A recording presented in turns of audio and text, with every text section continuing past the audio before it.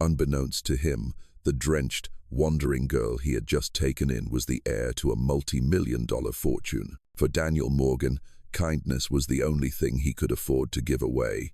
A single father, his life was defined by 2 tiring shifts and the radiant smile of his little daughter, Lily. He never once believed in a miracle, until one stormy night, a small act of kindness inadvertently led him into a story he could never have imagined. A selfless act set in motion a chain of events, blurring the lines between poverty and privilege, and changing the lives of both him and a mysterious girl forever. Daniel Morgan never wanted to be a single father. 6 years ago, his wife, Clara, passed away during childbirth, taking with her the dreams of a family home, warm dinners, and the sound of children's laughter.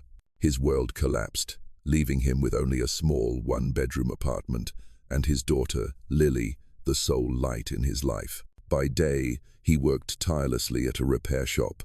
By night, he cleaned offices. The money he earned was just enough to provide for his daughter, but Daniel never complained. He made up for every material abhorrence with boundless love and the quiet resilience of a father. Everything changed on a rainy night in late October. After his night shift, Daniel stopped at a convenience store, his pockets containing just enough for a few essentials. His jacket was soaked by the time he reached the bottom of his apartment stairs, and that's when he saw her. The girl was huddled next to a trash can under an awning. Her hoodie was waterlogged, her hair matted to her pale face. She clutched a small backpack, her knuckles white. Their eyes met. In her tired, guarded gaze, Daniel saw a painful truth. She wasn't waiting for anyone. She was running. Their eyes met. In the dim light, the girl's eyes were tired and wary, but not hostile. She looked as if she had been holding back tears for days, and now the last of her defenses were crumbling. Daniel stopped. His mind warned him of trouble, of a dangerous escape. Yet, a silent voice from deep within prevented him from walking away. Daniel stopped. His mind told him to walk away. The stranger could be trouble, perhaps running from something, but a stronger impulse kept him there. "Are you okay?" he asked, his voice soft. The girl didn't answer right away, her eyes searching, assessing his safety. "I just need a place to stay," she whispered. "Just for tonight. I'll be gone before sunrise." He hesitated. Lily was upstairs, and their small apartment was already cramped. But when he looked at the girl, he saw no threat. He saw only someone lonely, cold, and scared. In that moment, he saw a reflection of Clara. Someone like Clara would have helped. He nodded. "I have a sofa. It's not great, but it's warm enough." She followed him up the stairs in silence, leaving a trail of small drops of water on the wooden steps. Inside, Lily sat on the floor, surrounded by broken crayons. She looked up at the stranger with curiosity but no fear. The girl, in contrast, said nothing.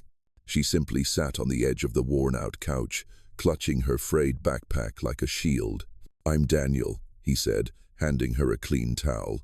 She looked at the towel, then at him, her eyes full of caution. "Isabel," she replied softly, her voice barely audible. Daniel didn't press for details. He understood that people ended up on the street for many reasons. It could be abuse, pressure, fear, or simply a collapse of self-respect. Whatever the reason, he knew she would tell him when she was ready.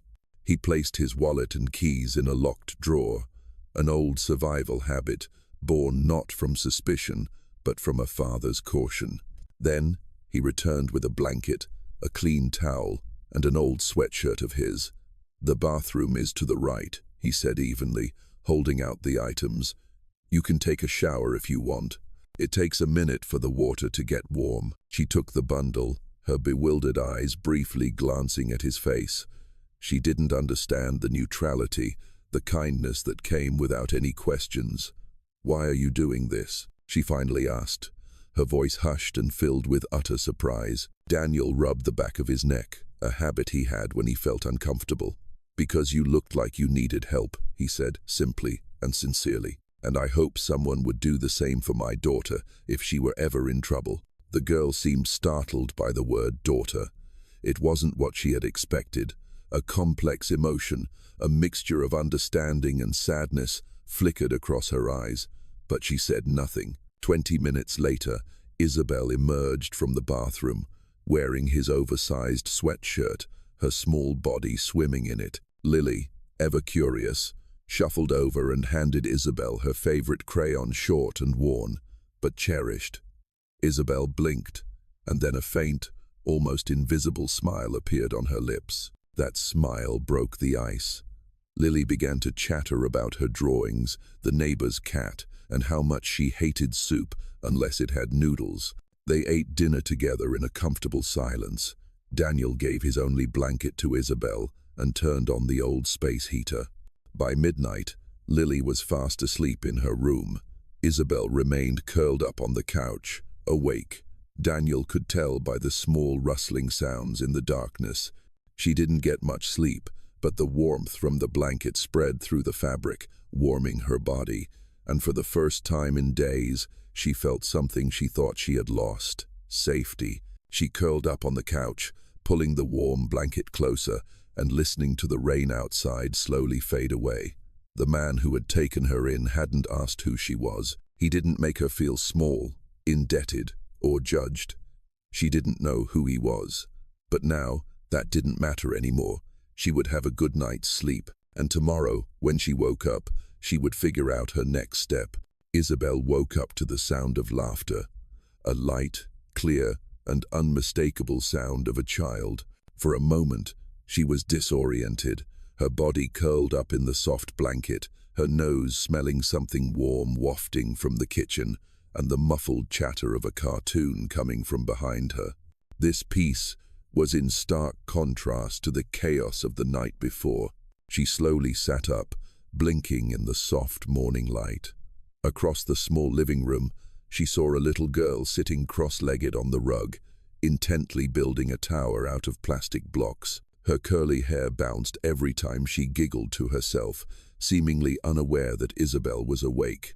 "Good morning," Isabel said softly, her voice still husky. The child looked up, her little face brightening with curiosity. "Hello, you're the princess who slept on our couch," she said cheerfully. Isabel blinked. "I'm the what?" "I'm Lily," the girl said proudly. "Dad said a nice lady stayed because you were cold and wet. That's you." Isabel smiled, the first genuine smile she had had in days. "I guess it is. It's nice to meet you, Lily." A voice called from the kitchen, "Lily, breakfast duty, come help me burn the toast." Lily giggled and scrambled toward the kitchen. Isabel stood, stretched, and slowly followed, her body still sore from sleeping in an awkward position. She entered the small kitchen to find Daniel cracking eggs into a bowl with one hand, while stirring something in a pan with the other. "You cook?" she asked, not sure if the tone was one of admiration or surprise. Daniel glanced over. "Only when Lily is brave enough to eat it." "Do you want to try to help?" Isabel hesitated. "I can try, but I should warn you, I'm not great at domestic things." He handed her a whisk and smiled. "Me neither. That's why we burn so much toast in this house." She laughed, the sound surprising even herself, a genuine, unforced laugh, like a flower blooming after a storm. They moved around the small kitchen together. Lily climbed on a stool, attempting to spread butter on bread, while Isabel awkwardly tried to flip eggs. The spatula slipped from her hand, and the bowl tilted to the side. Raw eggs splattered across the counter and onto the floor. Isabel gasped. "Oh no." She reached for a rag, but Lily was faster. She handed her a paper towel, a wide grin on her face. "It's okay. Dad spills things all the time." Isabel stared at her for a moment, then burst into genuine laughter. Daniel said nothing, only smiled as he quietly scooped the remaining eggs into the pan and continued to cook. When they finally sat down to eat breakfast, Isabel looked nervously at Daniel's plate. She had tried her best, but the eggs were overcooked, the toast was slightly burned, and the bacon was strangely chewy. "Delicious," Daniel said seriously, eating every bite. "You don't have to lie," Isabel said, raising an eyebrow. "I'm not lying," Daniel said. "It's edible." That's enough. Lily poked at her plate, chewing dutifully. Isabel tried not to look. After the meal, Daniel stood up and began clearing the dishes. You two relax. I've got this. Isabel offered to help, but he waved her away. As she and Lily went into the living room, she glanced back and saw him sneaking another plate from the oven, a plate of fresh scrambled eggs and toast. He had cooked a separate portion for Lily just in case. She said nothing. Later that morning, as Isabel helped Lily build a Lego house, the little girl leaned in and whispered, "Dad's eggs were better afterward, but it's okay. He still ate yours." Isabel's eyebrows shot up. He made another batch. Lily nodded, but he said not to tell. "Well, I'll be," Isabel said.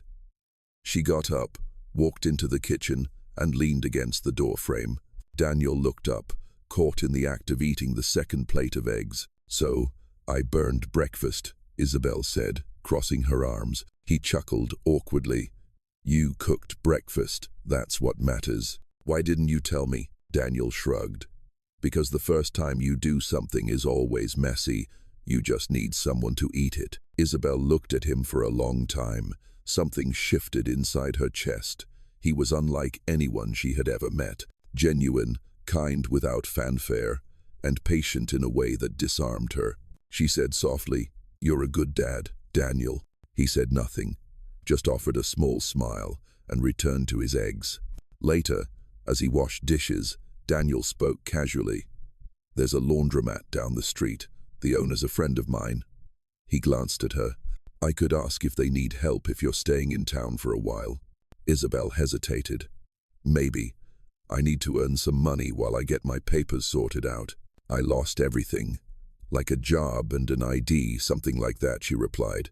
"I'm a student, or was, from out of state. It's complicated." Daniel didn't pry. He just nodded. "Let me know if you want to check out the laundromat. I'll take you there." Isabel looked at him once more. This man didn't know who she truly was, and he didn't care. He was helping her, not out of obligation, but because it was simply who he was. That, in a way, made her feel more seen than anything money had ever bought. The bell on the laundromat door chimed as Isabel stepped inside. The smell of detergent mixed with something sour and metallic, all at once. Machines clattered in a chaotic symphony, laundry baskets overflowed, and the air was warm and stifling. A woman behind the counter barely looked up. "You're a friend of Daniel's?" she asked, her voice tired. Isabel nodded. The woman handed her an apron. "Get to work." And just like that, she had a job. By noon, Isabel's back ached. Her hands were red from soap and fabric softener, and 2 customers had been gruff with her. One accused her of shrinking his sweater. Another dropped off 3 damp bags of clothes and said, "I want these back at 5, before walking out. She looked at the clock. It was only 3. By the end of the afternoon, she stood in the alley behind the shop, leaning against the wall, her apron stained and her cheeks flushed. Her phone, still dead, lay useless in her jacket pocket. She stared at the dumpster across from her and considered walking away back to the shelter, back to anything but this. When she returned to Daniel's that evening, she said nothing, just dropped her bag, sat on the edge of the sofa, and took off her shoes, wincing at the blisters on her heels. Daniel noticed, but he didn't ask. The next morning, Isabel woke up to find a pair of clean, white sneakers near the door. There was no tag, no note, but they were clearly not hers. She picked one up, light, sturdy, and exactly her size. Inside one shoe, a small piece of paper was folded neatly. She stood there for a long time holding the shoes, and then she put them on. When Daniel returned from his night shift, she was in the kitchen, half making toast. "You didn't leave," he said. "I almost did," she replied, "but your guide shoes kept me here." Daniel smiled faintly. "They weren't meant to make you feel guilty. No, they were meant to say that you have a choice. That's all." Later that weekend, she was complaining again after folding what seemed like an endless mountain of towels. "I've never been this tired," she muttered, rubbing her neck. "And I used to think yoga was hard." Daniel looked up from the laundry bag he was sorting. "You're earning something real now." She gave him a tired look. You mean a sore back? I mean the freedom of living off your own work. Even when your hands are dirty, it's yours. No one can take that from you. The words stayed with her. That Friday, the laundromat received a huge delivery order for a local hotel. They had to wash, dry, and fold over 100 sets of sheets and uniforms before the morning. Isabel stayed to help Daniel get the job done. They worked past midnight. Fluorescent lights hummed above their heads. Daniel folded in silence, quickly and expertly. Isabel struggled to keep up, often unfolding and refolding the same shirt 3 times before getting it right.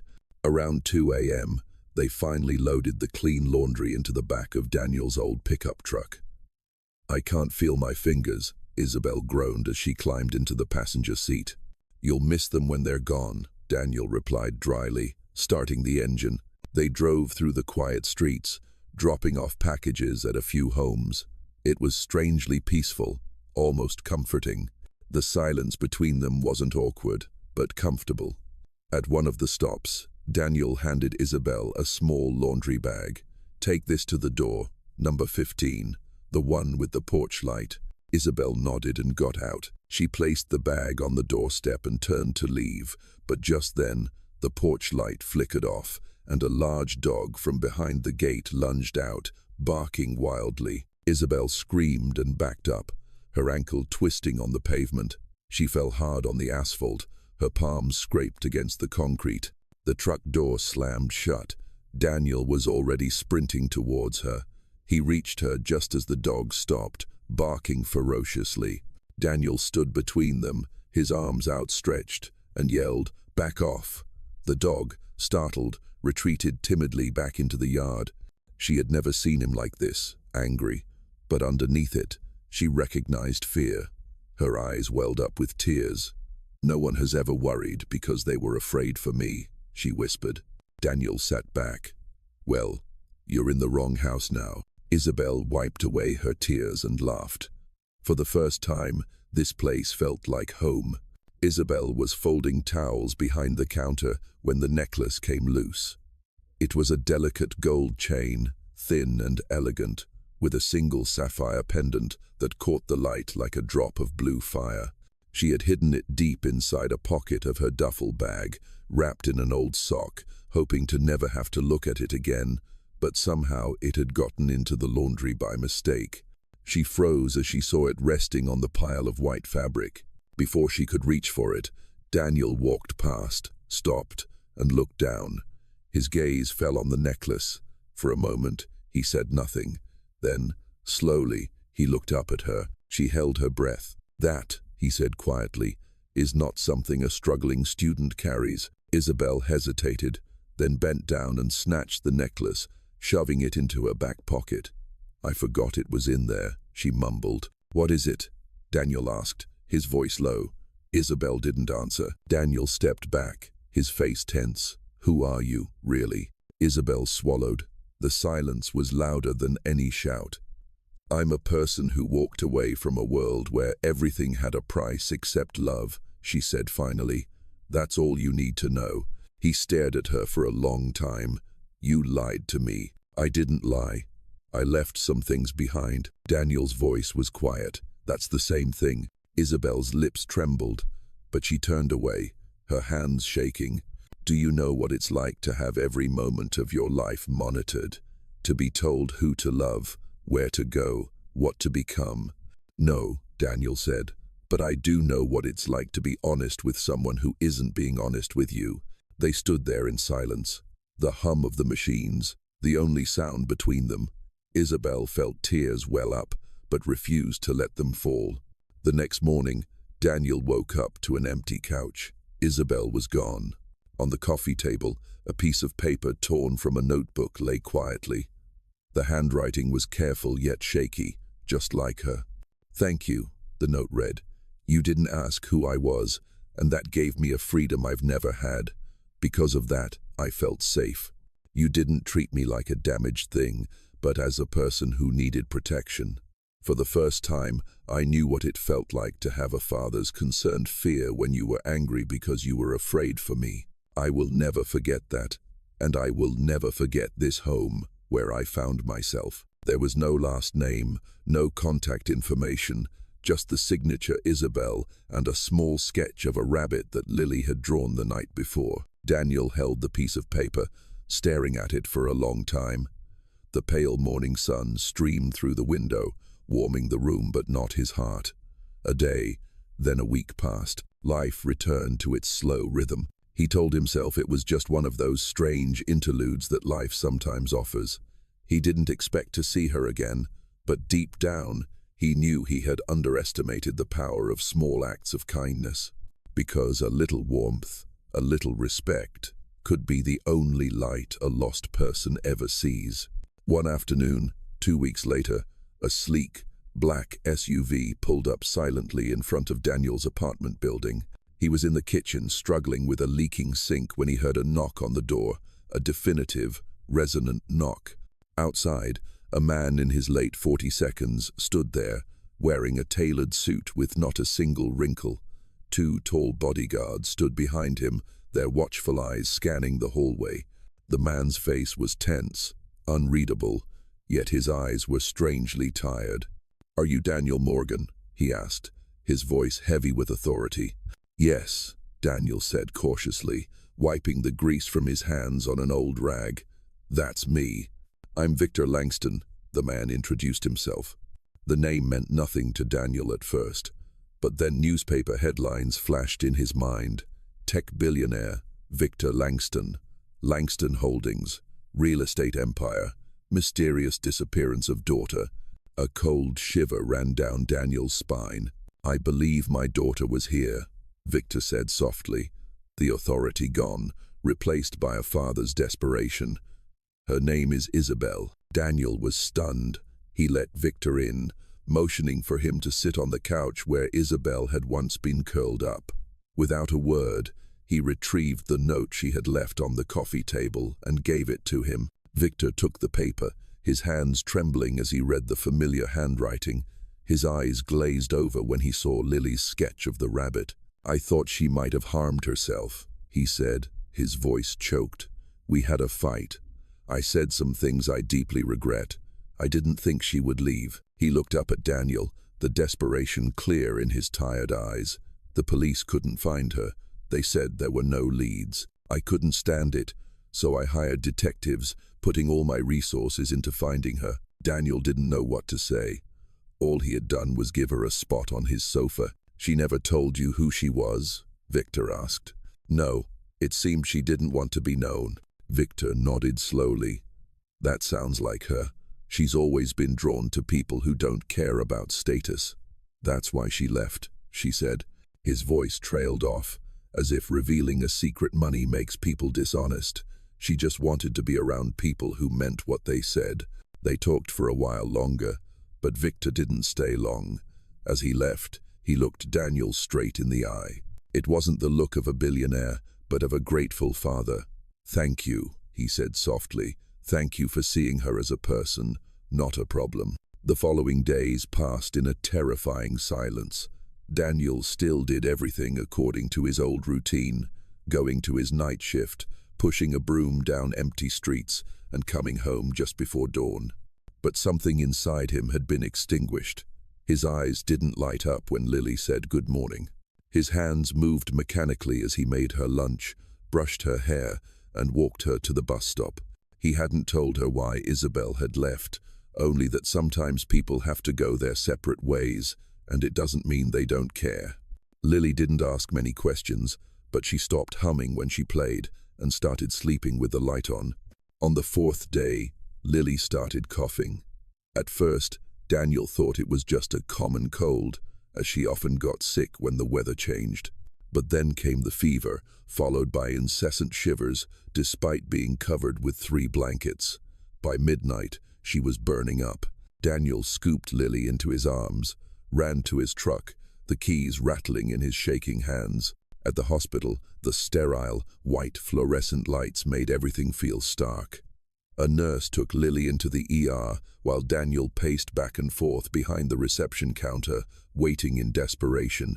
Finally, a woman approached him. "We need a $6,000 deposit for admission." Daniel pulled out his wallet. knowing it was useless. He had just over $100 on him. Can I pay a part now?" he asked, his voice choked. "I'll pay the rest in a few days." The woman hesitated. "It's hospital policy, sir." "Please," Daniel begged, his voice breaking. "She's only 6. Just as he was still trying to plead his case, a voice came from behind. "I'll pay." Daniel turned around. Isabel stood there, her jacket draped over her arm, her hair damp from the rain outside. She walked past him, not waiting for a reaction, and handed her card to the receptionist. "Put everything under my name," she said, her voice decisive. "The room fees, the medication, the tests, everything." The nurse typed quickly, "Are you related to the patient?" Isabel looked at Daniel, and then, once again, she answered with a meaningful tone, "Yes, I am." Daniel stood motionless. He couldn't believe what was happening. An hour later, the doctors confirmed it was a treatable viral infection, but required monitoring. Daniel sat by his daughter's bed, his elbows on his knees, his head in his hands. Isabel walked in quietly. He didn't look up right away. When he did, his voice was low and full of shame. "You didn't have to do that." She sat in the chair next to him. "I know." He let out a shaky breath. "I'm sorry. You shouldn't have been dragged into this." Isabel looked at Lily, who was sleeping with a slight frown on her feverish face. "You didn't drag me into anything, Daniel. I came back." Daniel nodded slowly, those words erasing all the remaining doubt in his heart. Then Daniel's voice grew low again, heavy with a feeling he couldn't put into words. "I know you don't owe me anything," he said, "but thank you for coming back." Isabel leaned back in her chair and stared at the ceiling for a long time. "You once told me everyone deserves to walk without pain," she said, her voice as light as the wind.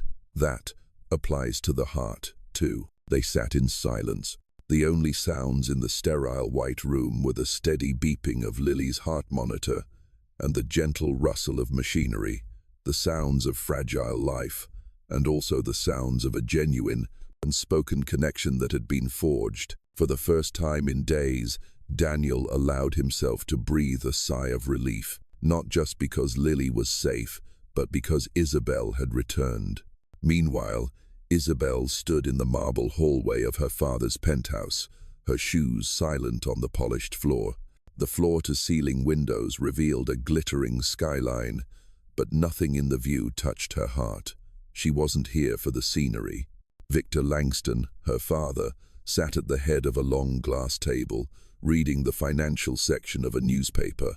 He didn't look up when she entered. "I thought you'd come back once things calmed down," he said, his tone icy. "I'm not back," Isabel replied. "I came to talk." Victor folded the newspaper with a false calm. "You're living in a delusion, Isabel. You threw everything away to go live with a man who works 3 jobs just to get by." Victor stood up. "You gave up everything to hide in a shoebox with a janitor." "He's not a janitor." Isabel's voice didn't waver. "He's a father, a man who shows up every day for his daughter, a man who taught me more about strength in 3 weeks than you taught me in 30 years. Victor's eyes narrowed. "You'd choose him over all of this? Over me?" She looked him straight in the eye. "I'm choosing my life, my voice. And yes, I'm choosing the man who lives with his hands and his heart." His lips tightened. "You love him?" "Yes," Isabel said definitively. He let out a sharp breath, as if the word itself had wounded him. "He can't give you anything." Isabel smiled softly. "He gives me everything that matters." Victor turned away, walking toward the window. "This isn't a fairy tale, Isabel. Real life is hard. The struggle, the sacrifice. Love doesn't keep the furnace warm." Isabel watched him with steady eyes. "It doesn't, but it keeps people warm." He turned back sharply, finally meeting her gaze with a flicker of vulnerability. "You think he can protect you, provide for you?" "He already has," she said, "not with money, but with dignity, with truth." There was a long silence. Then, Victor walked to the bar and poured himself a drink. "I never meant to be the villain," he muttered. "I know," Isabel said. You just forgot how to be a person. He stared into his drink, the tension in his shoulders slowly dropping. He has something I don't have. Isabel tilted her head. Do you mean a daughter who loves him for who he is? He looked up sharply, but she didn't back down. I'm going back, she said simply. Back to him, to the life I've chosen. And this time, I'm not running. I'm walking toward it. Victor didn't stop her. He didn't apologize either, but as she reached the door, his voice held her back. Tell him, he hesitated. Tell him he's a lucky man. She turned back, a soft smile on her lips. No, she said, I'm the lucky one. And then she walked out into the rain, into the noise, into her real life, without looking back. The knock on the door came just after dawn. Daniel was in the kitchen, expertly crafting dinosaur-shaped pancakes, Lily's favorite. He wiped his hands on a towel, expecting the mail carrier, or maybe Mrs. Ramirez with some homemade tamales. He opened the door and froze. Isabel stood there, her hair in a messy bun, her jacket damp with the morning dew. In her hand was a small brown paper bag. For Lily, she said softly. Real blueberry muffins, the kind without preservatives. Daniel said nothing. I'm not here to stay the night, she added quickly, her voice steady. I'm here to stay, if you'll have me. He searched her face for any trace of doubt, but found none. We're not rich, he said, his voice raw. Isabel stepped closer. I had everything, Daniel. Money, travel, luxury, but I never had a kitchen where someone made dinosaur pancakes. I never had a home that felt like it loved me back. Daniel stared at her, the weight of every sleepless night, every unspoken word, every buried emotion, threatening to burst. This house is small, she continued, but it's full of heart. His eyes softened. We don't have a lot. I had everything, she repeated, her voice gentler. I just didn't have a family. A small voice cut through them. Isabel. They both turned to see Lily standing in the doorway, rubbing her eyes. Isabel knelt down. Hey, sunshine.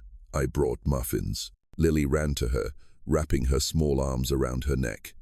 Are you going to stay forever? Isabel looked up at Daniel. He nodded. She smiled through her tears. Yes, kiddo, forever sounds good. 2 months later, on a crisp Saturday morning, the park buzzed with families, dogs, laughter, and the smell of fresh food. Daniel's old truck had been converted into a weekend food stand. It was Isabel's idea. The sign read, Daniel's Diner, breakfast burritos, muffins, and coffee. Isabel worked the grill while Daniel took orders. Lily handed out napkins and stickers to customers with a proud smile. They weren't making a fortune, but they were making enough, and they were making something else, a life. Isabel flipped a pancake and caught Daniel looking at her. He smiled and mouthed, Thank you. She smiled back. For the first time in her life, she didn't need a palace to feel like a queen. She just needed them. Sometimes the richest lives are built not with wealth, but with kindness, sincerity, and the courage to choose love over fear. Daniel had nothing to give but a sofa, a cup of warm water, and a quiet heart full of dignity. And that was exactly what Isabel needed to find something her world never gave her, a home.